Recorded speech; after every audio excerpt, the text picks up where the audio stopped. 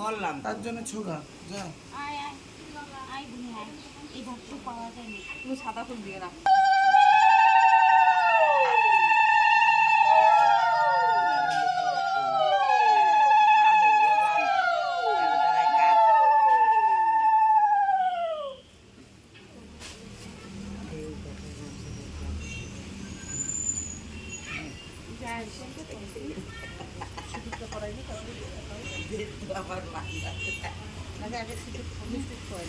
মিষ্টি নেই, আগে মিষ্টি মুখ করে